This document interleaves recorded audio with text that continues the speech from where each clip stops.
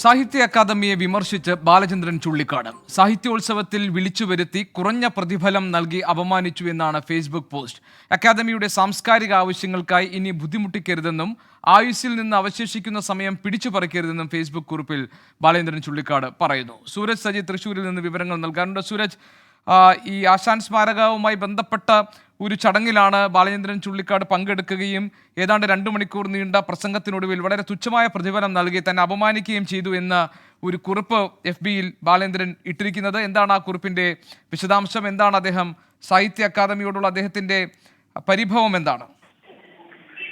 Gopikrishnan Balachandran Chullikkad social മീഡിയയിൽ പങ്കുവച്ച കുറിപ്പിലാണ് ഇത്തരത്തിൽ സാഹിത്യ അക്കാദമിക്കെതിരെ രൂക്ഷ വിമർശനവുമായി രംഗത്തെത്തിയിരിക്കുന്നത്. ഈ സാഹിത്യ അക്കാദമിയുടെ നേതൃത്വത്തിൽ ആദ്യമായി സംഘടിപ്പിക്കുന്ന ലിറ്ററേച്ചർ ഫെസ്റ്റിവൽ നടന്നു വരികയാണ്. ഈ സാഹിത്യോത്സവത്തിൽ പങ്കെടുക്കുന്നതിന് വേണ്ടിയാണ് കഴിഞ്ഞ ദിവസം ബാലചന്ദ്രൻ ചുള്ളിക്കാട് തൃശ്ശൂരിലെത്തിയത്.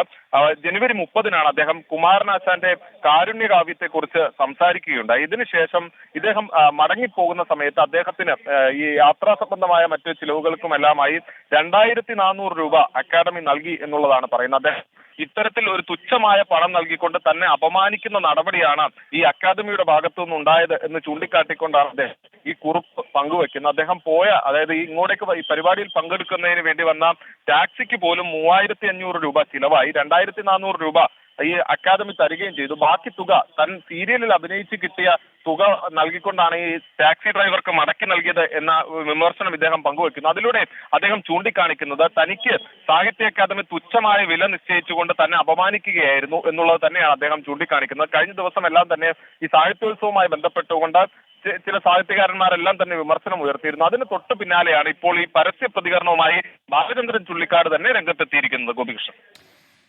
ശരി.